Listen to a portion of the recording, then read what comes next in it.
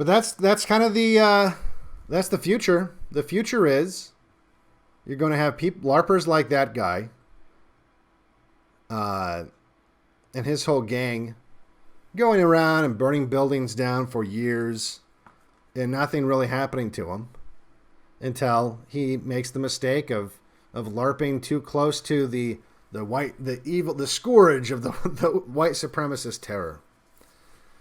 And unfortunately,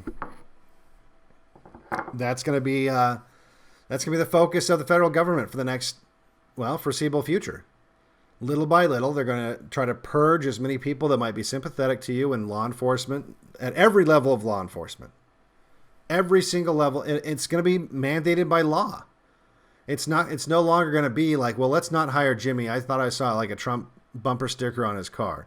It's going to be, no, not only are we not hiring Jimmy, we're going to put him on a database so that no law enforcement agency anywhere in the government, whether it's at the local level or the federal level, or even the military, will accept him because he will be on the we saw a Trump sticker on his car list. And that's what's going to happen. That's what that law is talking about. That's exactly what those agencies are designed to do. Or not agencies, those offices within the agencies. That's what they're designed to do. They will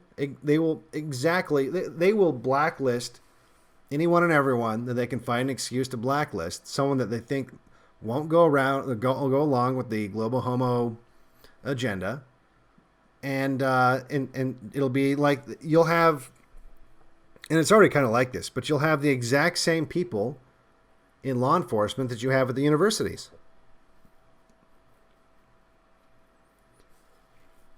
And that's that. What's going to happen to rich white liberal suburbs? Well, nothing. I mean, nothing's going to happen to them.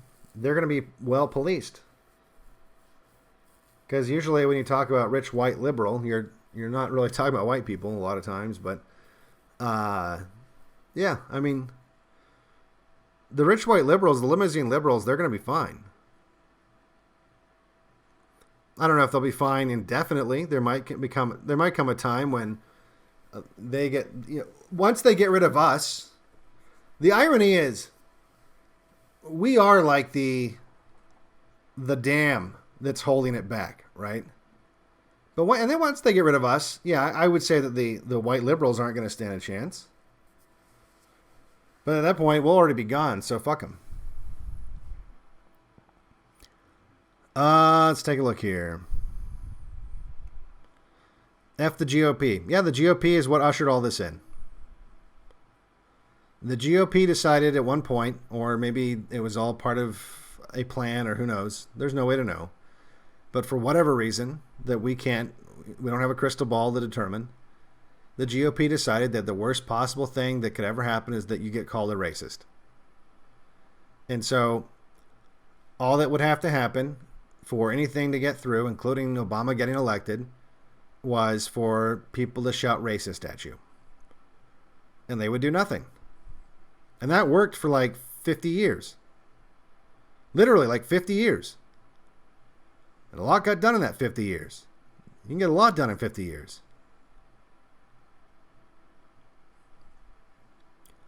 So now we're in this mess.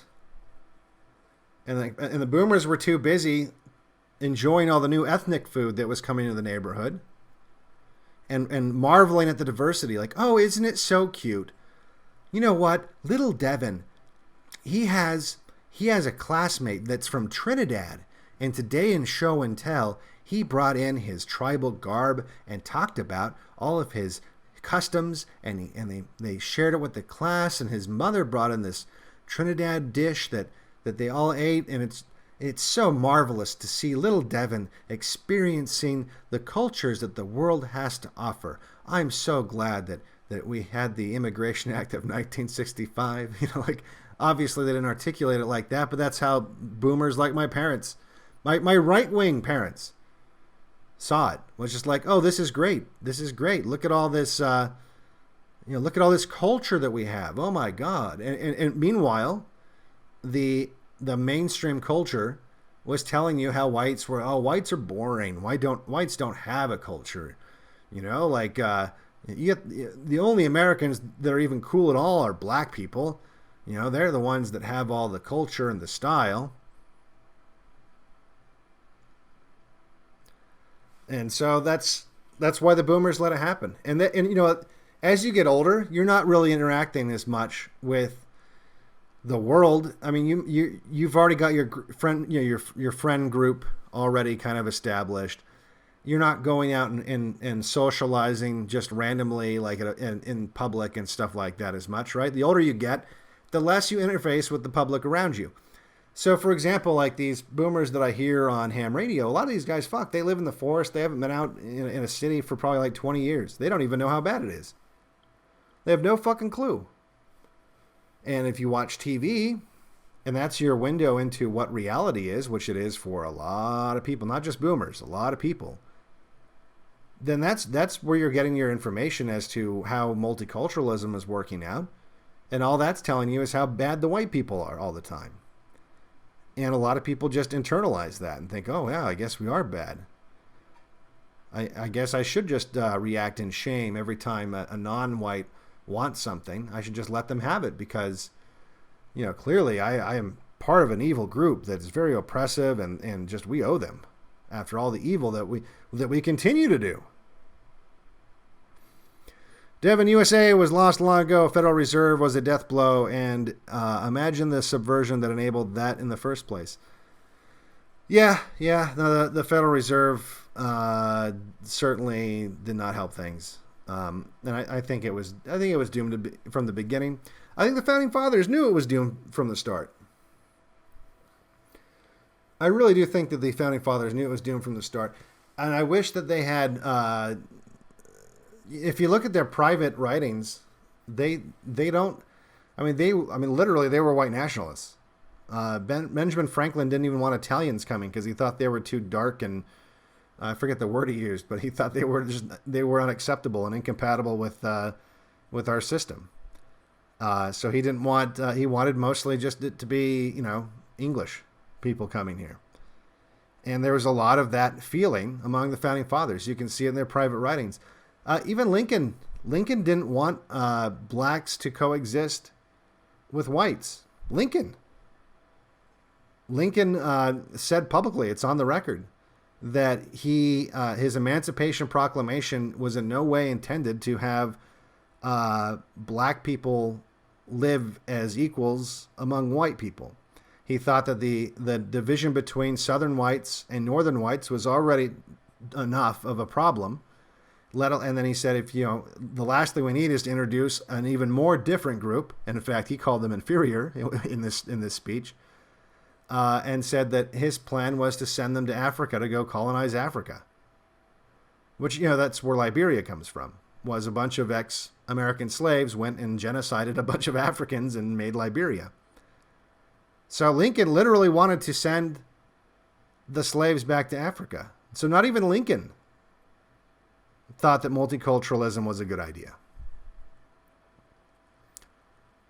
So this idea that all of a sudden there's like this crazy hate, this racism, this white nationalist, this neo-Nazi growth, this cancer just festering. No, this is just normal. This is just what the founding fathers believed. This isn't extremism at all. No one's talking like there literally isn't, as we just went over, there really isn't any statistical danger as compared to the normal danger you see from other groups. You know, the white people are the least of your problems in terms of, if you're looking at violence and you're looking at statistics in America, white people are the least of your problems. Prosecution of felon, gangster, mafiotic, negroidic, the Black Frank Gelada, a gangster judge, therefore unprosecutable. The blackish, menial, negroidic in appearance and demeanor, felon, vicious, parroting puppet, ex-district attorney, Nassau County, can watch my Frankenstein eyesight television playback of this felonious, lowly, sodomistic display by the felon, sodomist Judge William Sullivan and his lowly felon slut wife during my trial in Nassau.